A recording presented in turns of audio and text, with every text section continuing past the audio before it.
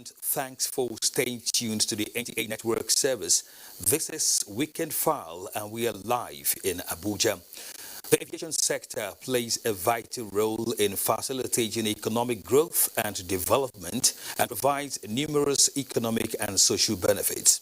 Some of the main economic impacts of aviation arise from its ability to generate employment opportunities, wealth, effectively supporting global businesses and tourism, and offering countries, especially developing ones, the opportunity to trade and linkages in the global supply chain.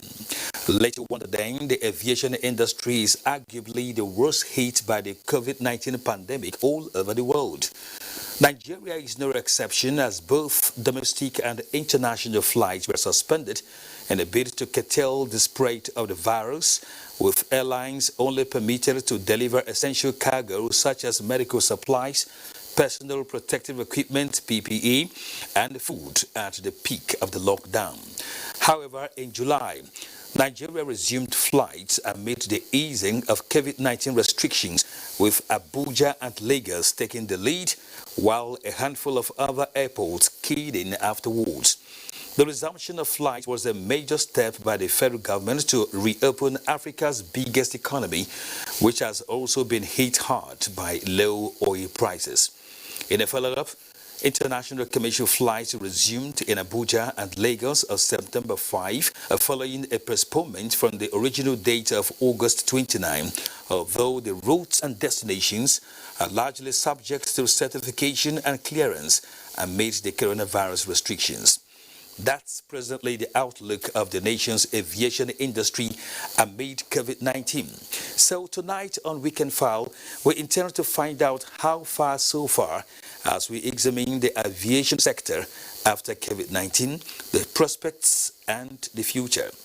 Our guest is Captain Musa Nuhu, Director General of the Nigerian Civil Aviation Authority, NCAA. Of course, we do have updates from across the zones. I am Kenan Ima Abunike. Welcome indeed, and stand by for the news.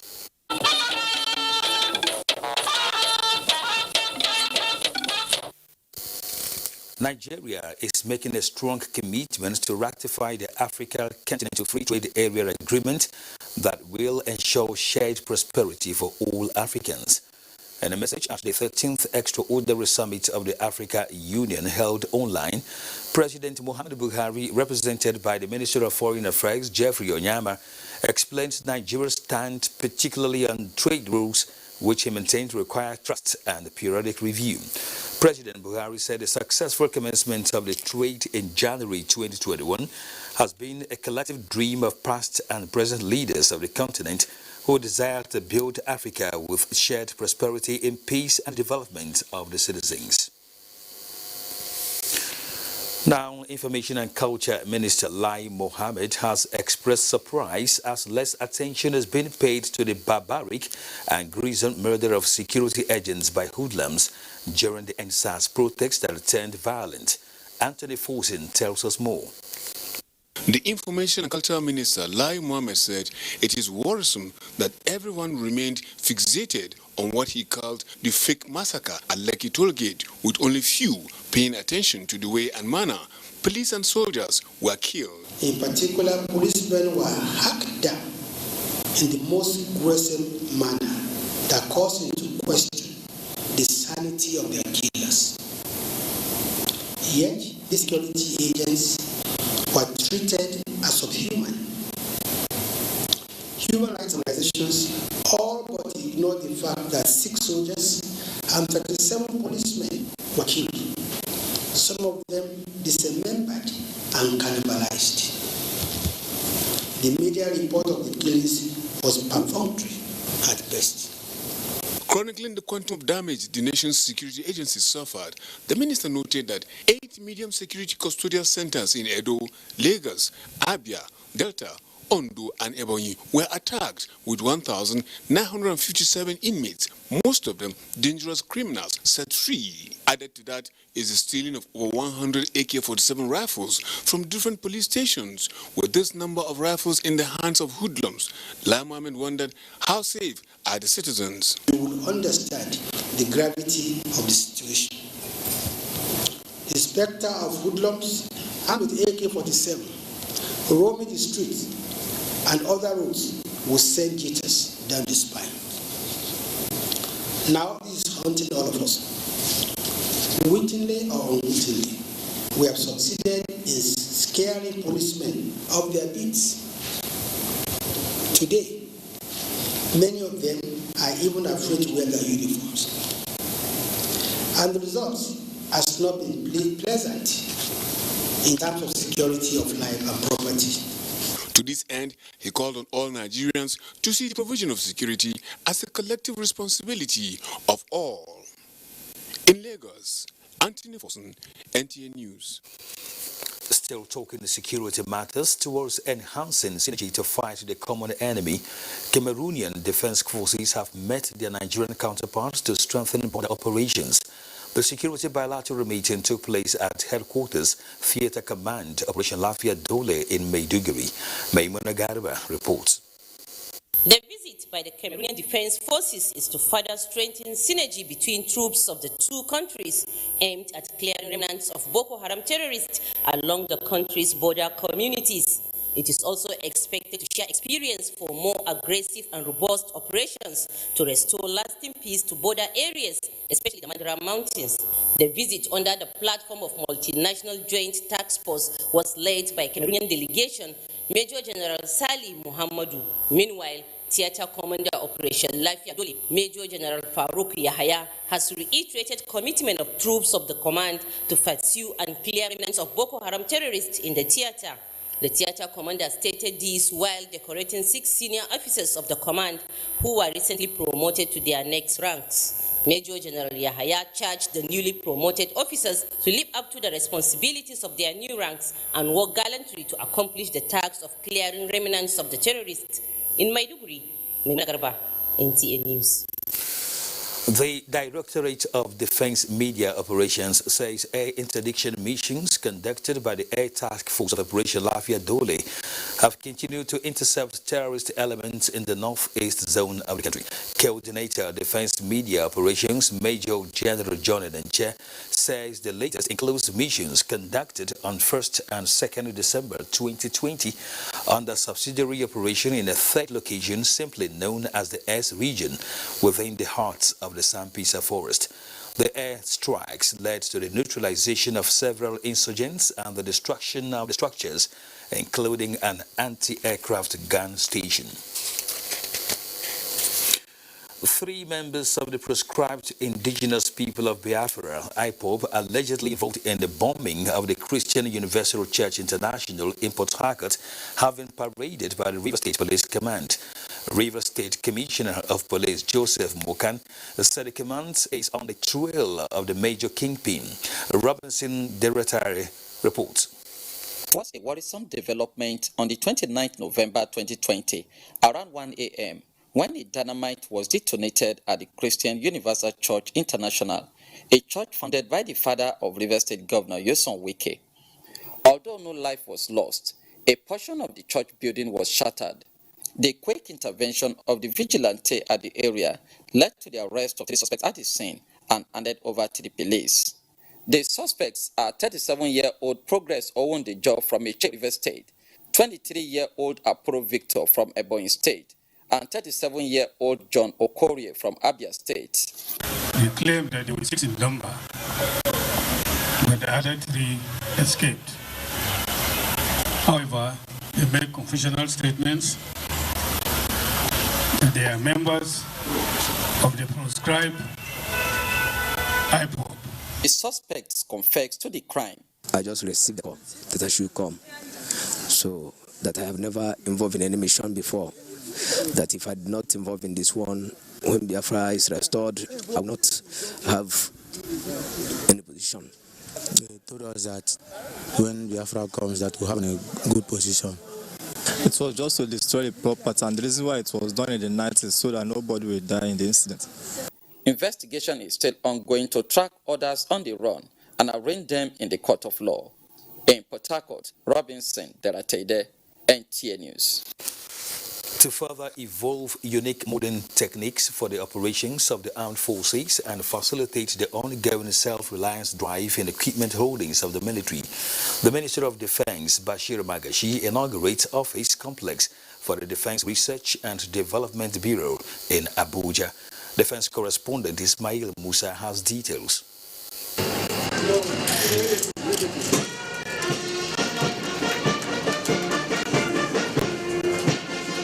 With this, the Defense Research and Development Bureau, a critical component of the nation's security apparatus, can now boast of a befitting office complex and laboratory to carry out its mandate.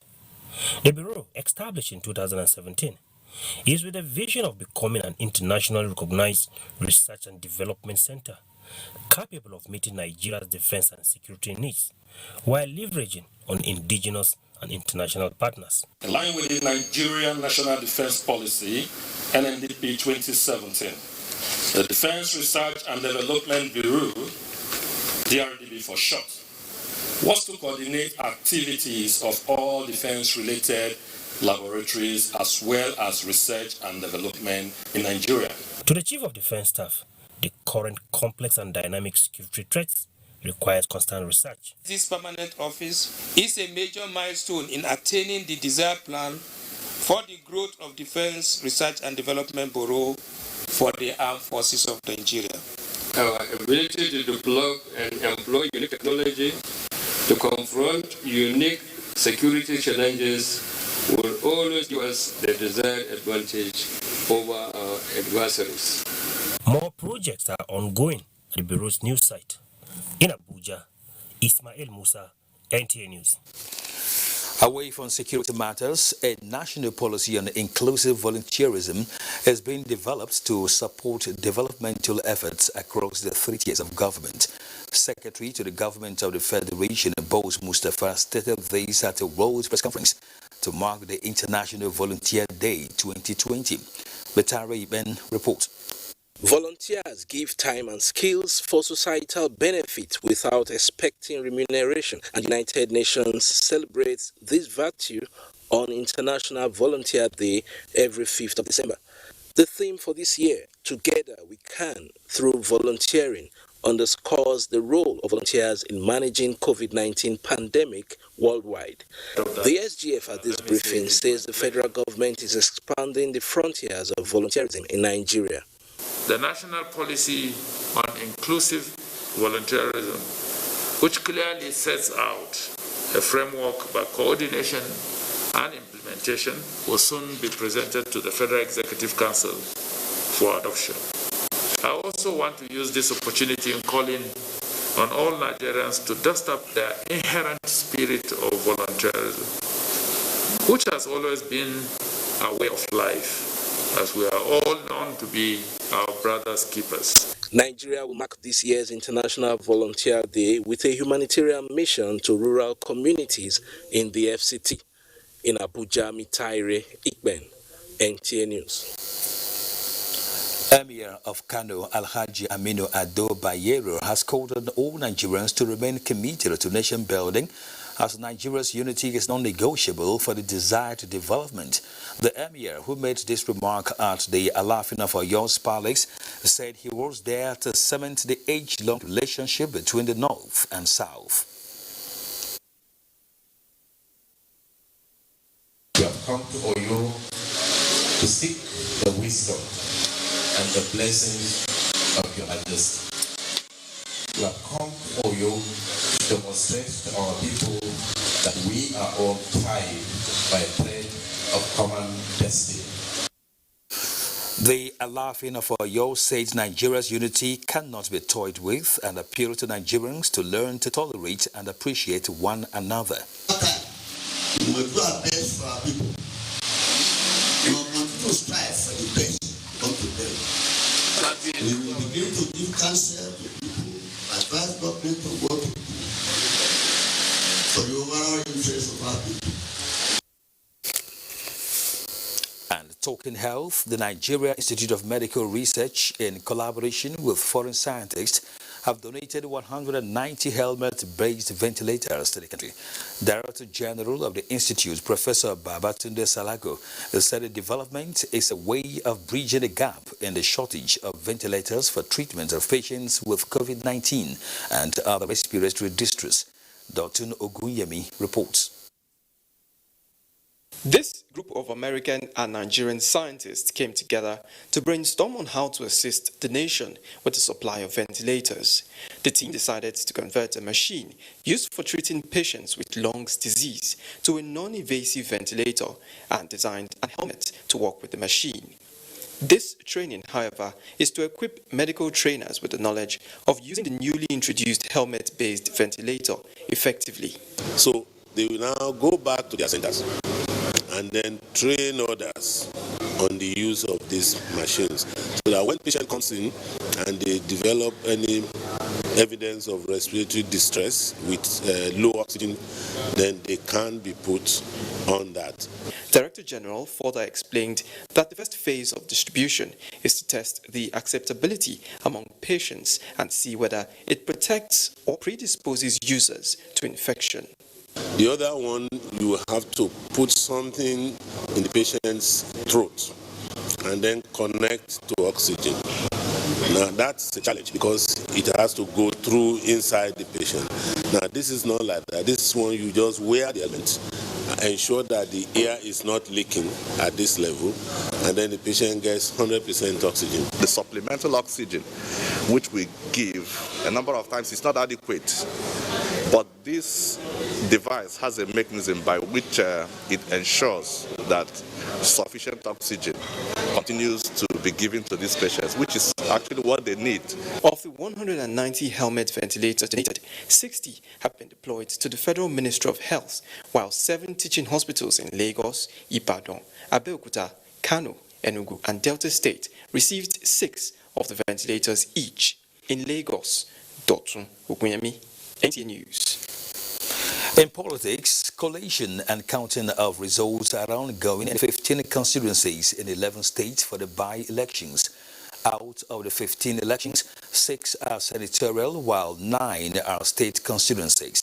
Reports from our correspondents across the state show that the election materials arrived early in some polling units, while others complained of late arrival. Despite the later hitches, some of the voters commended the process. I'm seeing here. If this is the situation across the entire senatorial district, then we will have a very free and fair election. So we just casted our votes, and my prayer is that my candidate too will emerge victorious. And out in Mar. Down the ancient city of Kano played host to eminent personalities as Chief Security Officer to the President Idris Ahmad gave his daughter's hand out in marriage.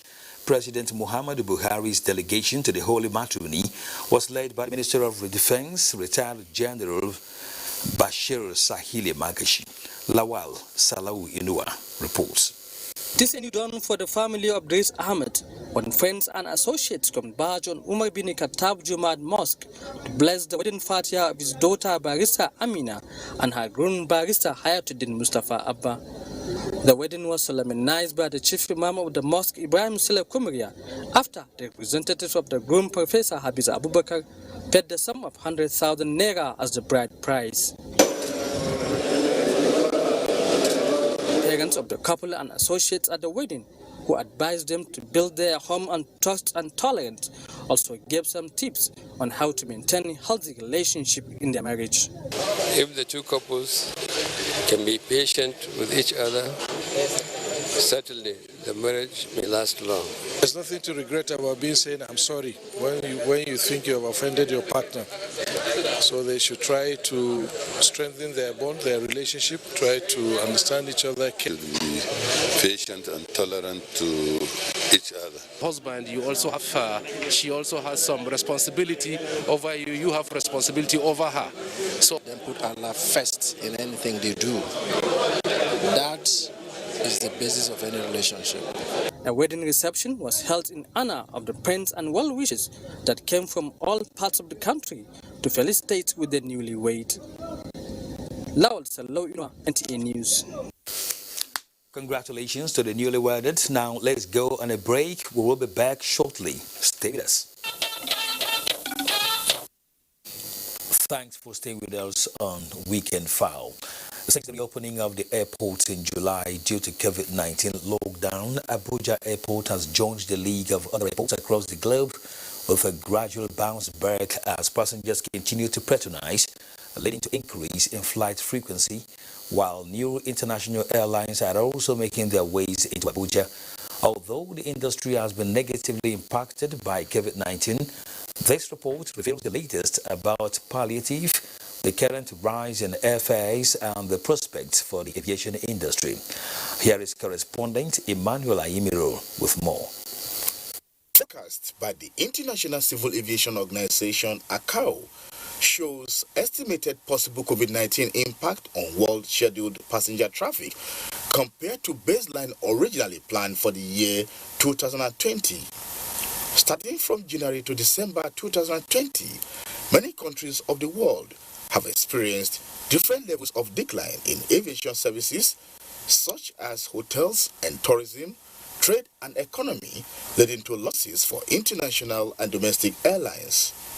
The story is not different in Nigeria, but the good news is that the industry is gradually picking up against all odds. The traffic moved faster than what was projected. We have some airlines saying that they run full flight. We had airlines opening up new routes. So many assets in the industry have been idle in the last 6 months, leading to the laying off of staff. Experts say there is hope of recovery. The National Assembly came back and said in their wisdom 4 billion was grossly inadequate and they recommended 50 billion. Even the 50 billion, considering all the airlines that we're talking about today, is not adequate. COVID-19 palliatives for Nigeria Airlines to cushion the effect of the pandemic is being worked on. We were happy when the presidency approved the payroll scheme. And what is the payroll scheme? Is for companies that have been affected by the COVID. They did not lay off their staff. Minimum 10, maximum 50. And we're going to pay between 30,000 and 50,000 for 3 months. While the industry is struggling to come out of the fallout of COVID-19 challenges, increases in airfares have surfaced. The last count, we had about 26 elements of taxes, fees and charges that airlines have to bear. Nigeria is not the only country struggling to return to normal. Even the airlines that have received millions of dollars in palliatives abroad are yet to get out of the woods. Emmanuel Ayimiro, NTA News. As the aviation industry continues to bank on the proposed COVID-19 vaccine to stimulate recovery faster than earlier envisaged, experts are suggesting that domestic airline operators harness cargo services to augment loss, while exploring the possibility of night operations at the nation's airport. Michael Olaleya reports. The ambience that defines the Murtala Mohammed International Airport as the busiest in West Africa gradually returning. There is a sharp shortfall in traffic when compared to 2019, but the highly sophisticated COVID-19 measures put in place give hope of better days ahead to passengers. All our luggage, they fumigate everything before they check everything in, and that's good. Amidst this cheering news, Raymond is worried that his COVID-19 test was rejected for exceeding the mandatory 5 days before departure. They should encourage people to travel and enlighten them on what they need to come to the airport with. Beyond the protocol is a big question revolving around the sustainability of the industry, as the Air Transport Action Group is projecting that an estimated 46 million jobs are at risk because of the loss of connectivity caused by the COVID-19 crisis. Go and collect cargo. There's a lot of cargo to move from the south to the east. What the airport is recording in form of cargo today, both international and domestic, is less than 1 million.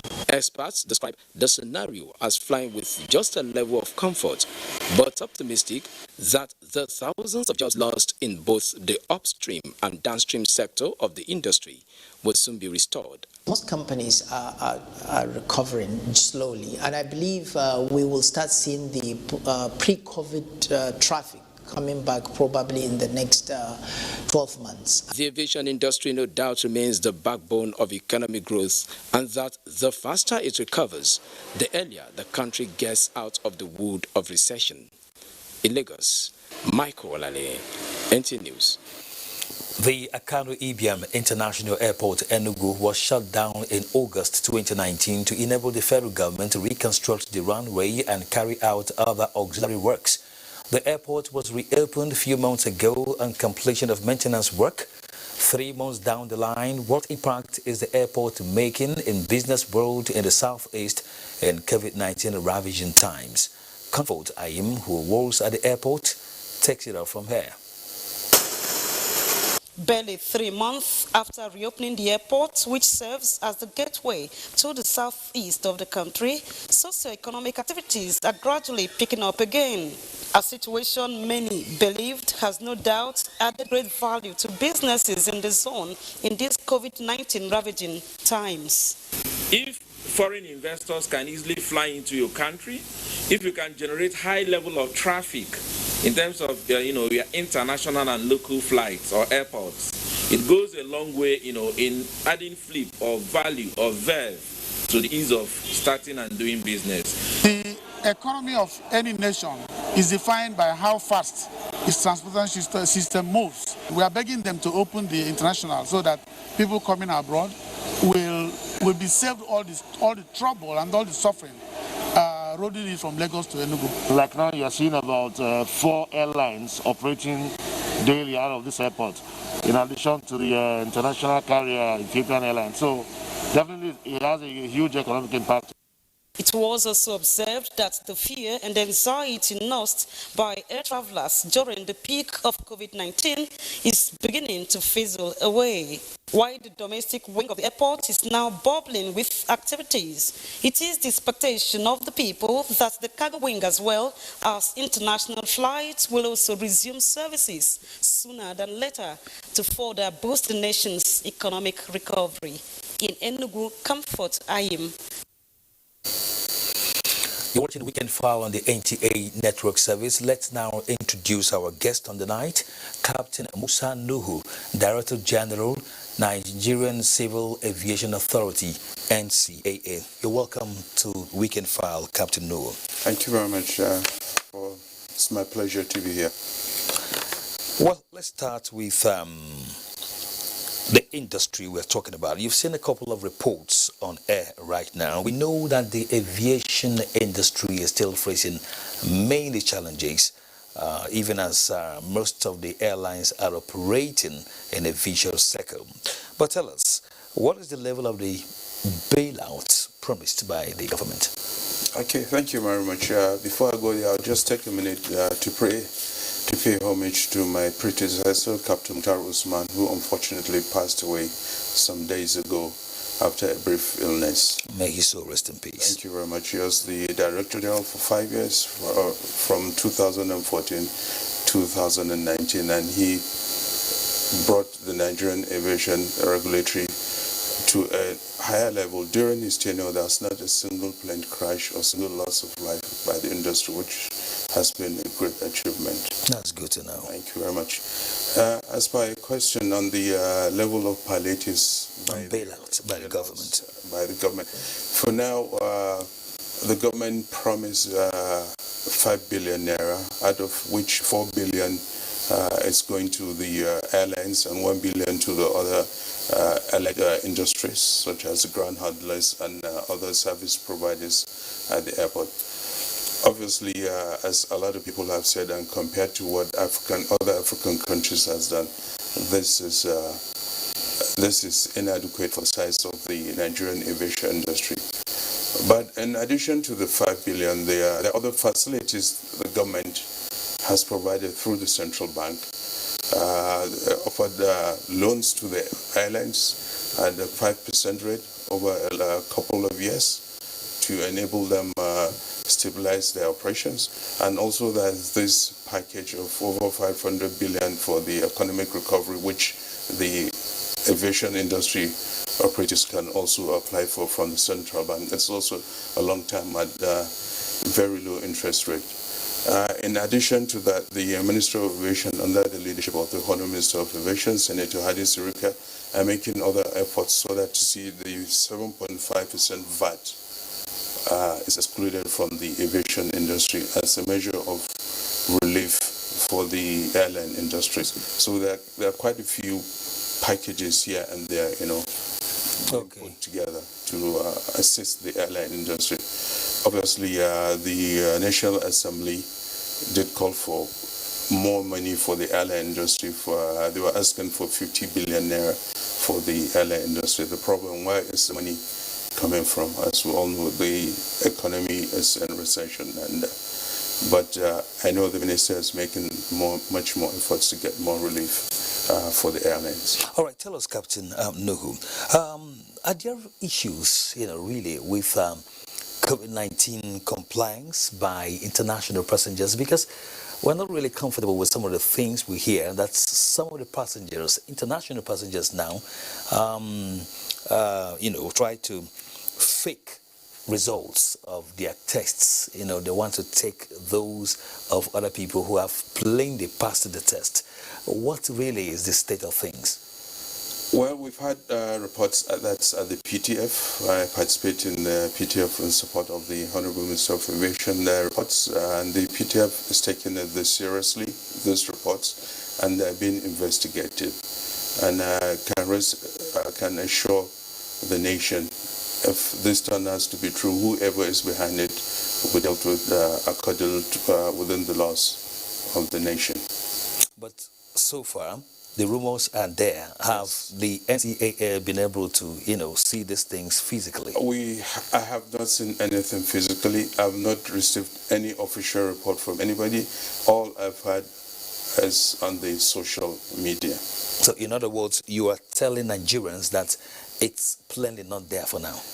I cannot say that, but I know PTF is investigating the veracity of these reports. This comes under the purview of the PTF. NCA participates as a member of PTF, like other sectors that participate. And PTF is investigating that. And I'm not aware of any confirmed report now, but I can be rest assured once the investigation are done, the appropriate actions will be done. We will put in place to deal with the matter appropriately. All right, we're talking with Captain Musa Nuhu, Director General, Nigerian Civil Aviation Authority, NCAA. Let's go on a break on Weekend File. Welcome back. Malam Aminu Kano International Airport has resumed its usual business activities with stern safety protocols. Although international flights are yet to begin, all appear set for the commencement of both flight operations. Fatima Sanusi Karaya is standing by with an update. Business activities are back to normal at Malam Aminu Kano International Airport. Passengers are traveling in and out after the COVID-19 lockdown. But what are the precautionary measures? COVID-19 protocols and procedures are in place. Nobody can access the airport without face masks. Passenger, if he has luggages, the luggage has to be disinfected. Measures like mandatory face masks and hospital-grade air filters make sitting in airplanes for domestic flights safer. What is more, wary public are now beginning to feel comfortable traveling through airports following sustained, thorough COVID-19 measures. It's comfortable traveling by air because they observe the COVID procedure, masks on, distances, social distances. As part of preparations for the commencement of international flights, the Airport Authority has certified the infrastructural facilities that meet international standard, as well as putting into cognizance the annual surge in passenger traffic at this time of the year, assuring all necessary security, safety and comfort of passengers as co-priority. In Kano, Fatima Sanusi Garai. It is a tale of mixed feelings for various stakeholders at the Port Harcourt International Airport since the resumption of flight at its domestic wing. Kingsley Amajiri tells us more. The domestic wing of the airport is currently recording a beehive of activities with increase in the number of flights daily. This is business as usual for operators and those providing ancillary services at the airports.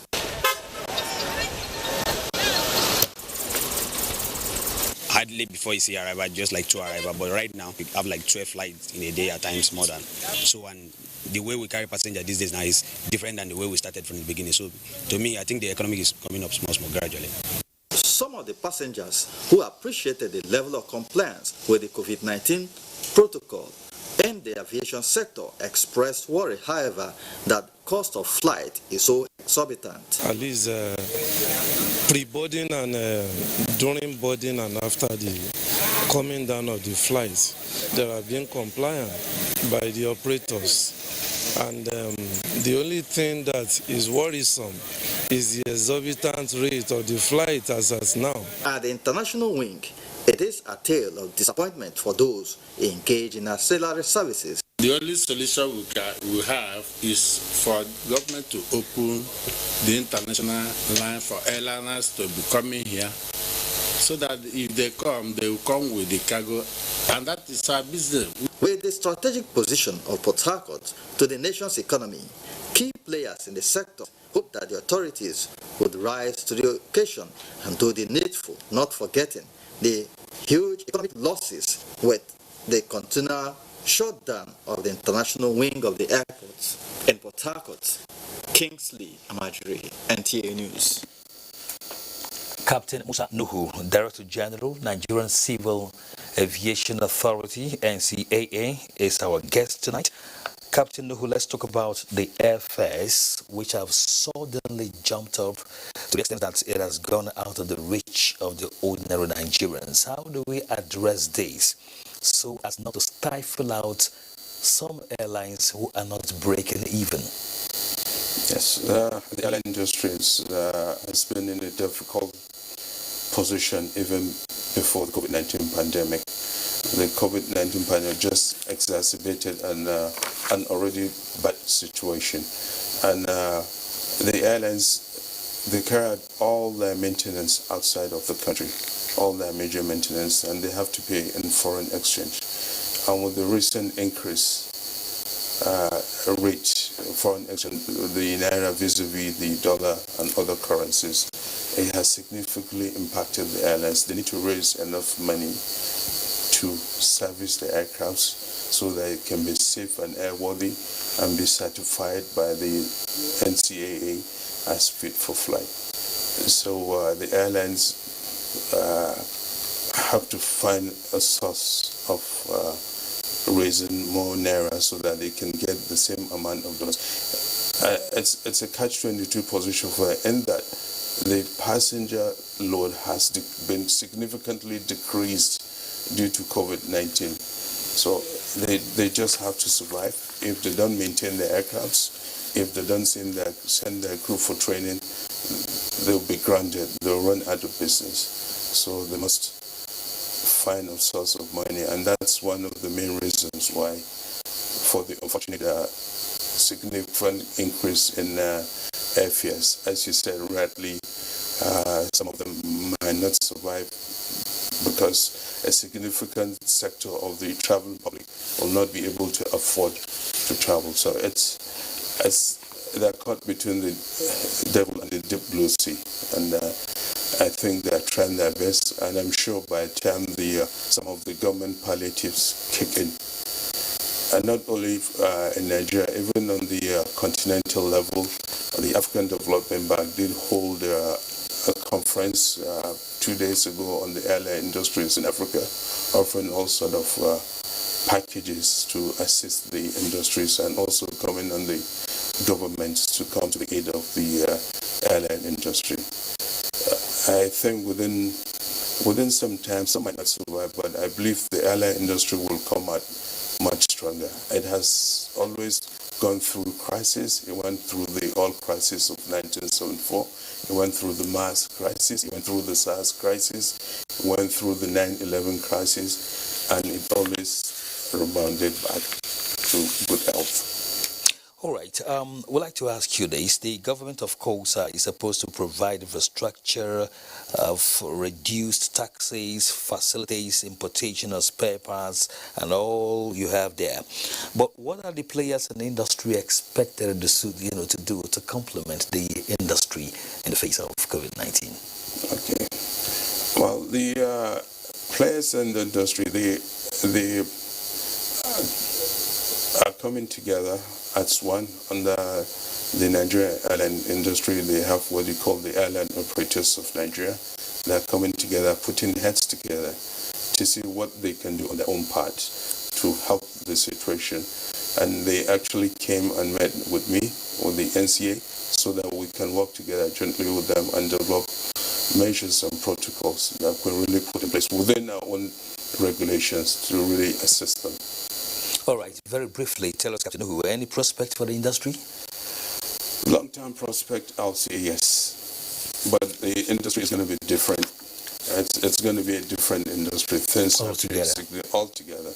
Things have changed significantly, and I'm sure a lot of them are going to change their business models to survive. And I won't be surprised down the line if we see some mergers or alliances between some of the airlines, all in it to reduce costs and survive. And how is aviation activities going to thrive around the northeast?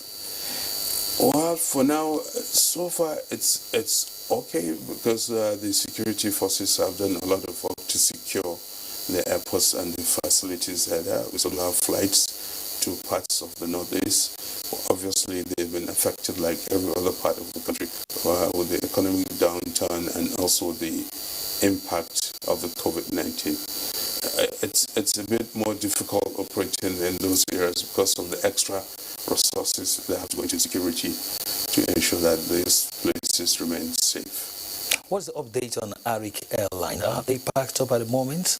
And does that have to do with COVID-19? No, Arik Airline had issues with some of the unions. They had a couple of meetings at the NCAA headquarters. We spoke to both the management and the labor. They've reached a temporary truce. I believe Arik Airline has resumed operations, and we're going to continue having meetings with both sides to find an amicable solution as for the airline to continue operating. As you all are aware, Arik is under receivership under AMCOM, so it's a difficult situation for Arik Airlines too, but we're trying to mediate between the two parties to ensure that the survival of the airline, especially at this festive period, Christmas, there are going to be increased demand for air travel all over the country. So we need everybody to be up and flying to ensure that if not all, but most of the demand are met. It's indeed a very trying period for all sectors, including aviation. So we wish you luck at the NCAA. Thank you very much. Thank you for coming tonight on Weekend File. It's my pleasure. Thank you very much. We'll be talking with the Director General, Nigeria Civil Aviation Authority, NCAA, Captain Musa Nuhu. Time now for one more break on Weekend File. Don't go away. Plateau United has crashed out of the 2020-21 CAF Champions League after playing a goalless draw with Simba FC of Tanzania, as Nigerians charged Flying Eagles to do the nation proud at Wafo Zombie competition in Benin Republic. Here is Olumide Eguntola with more on Sports Update. Football-loving Nigerians expressed hope that seven-time African champions, the Flying Eagles of Nigeria, will soar at the Under-20 Wafo Zombie Championship currently going on in Benin Republic, charging the team to pick the maximum 3 points at stake in the opening game against Cote d'Ivoire on Sunday. They've got all the motivation that they need, but it's going to be a very tough one. Against all odds, we always get the job done. But let's try to help these people. And still on football, the Nigerian Women Football League, assisted by its technical committee, has approved designated stadia for this season's league matches scheduled to kick off on the 9th of December 2020. This was after the final inspection of the facilities at the Lafayette Township Stadium, University of Benin football pitch, the ultra-modern Samuel Ogbemudia Stadium, and the Legacy pitch inside the National Stadium, Lagos, among others. From the continental scene, the president of the Nigerian Football Referees Association, Tadi Aziz, has expressed excitement over its Nigerian appointment to officiate in the Confederation of African Football CAF Interclub competition this weekend, advising them to be good ambassadors of Nigeria. Elsewhere in Lagos, stakeholders in the world of sport during a webinar organized by renowned sports journalist Femi Adefeso have advocated recognition and adequate rewards for successful women in sports as means of inspiring parents and young girls to take sport as a career. I really urge whoever is listening that has the authorities to invest in initiatives that will train women and girls. In another development, the chairman Lagos State Badminton Association, Onome Ubute, has appealed to Nigerians to always engage in regular physical exercise as advised by medical practitioners to avoid needless poor health conditions. Let us avoid this good fun me thing that is raining. You see someone that should have just eaten well, kept fit. The person will now have a diagnosis that he's dying. He concluded that this is the brain behind his I'm Alive and Thankful 7-kilometer run and walk initiative. With sports update, Olumide Guntola, NTA News. Weather report for Sunday is next. A warm welcome to the weather forecast, and this is what we expect across the country for Sunday. The morning should start with a few thunderstorms over the fringes of Calabar and Eket, while the other parts of the south should see some patches of cloud with spells of sunshine. We still expect some good amount of moisture to reach parts of Abuja, Lokoja, and Makurdi axis. People living over these areas should expect a few clouds, and it should be mostly sunny. These clouds should cause some thermal discomfort over this region. And as for rainfall activity, we expect it over the southernmost part of Calabar, Eket, and Warri. And this should be in the late afternoon, though the chances are very slim. Let's see how the temperature forecast plays out. I am Akemi Samarada.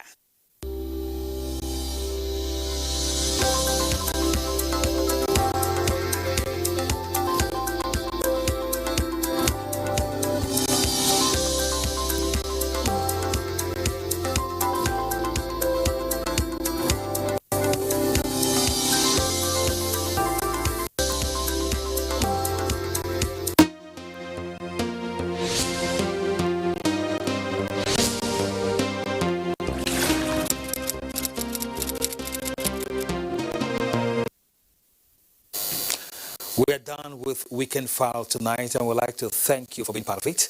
Let's do it again next Saturday. My name is Kenan Ima Abolike. Enjoy the rest of your weekend.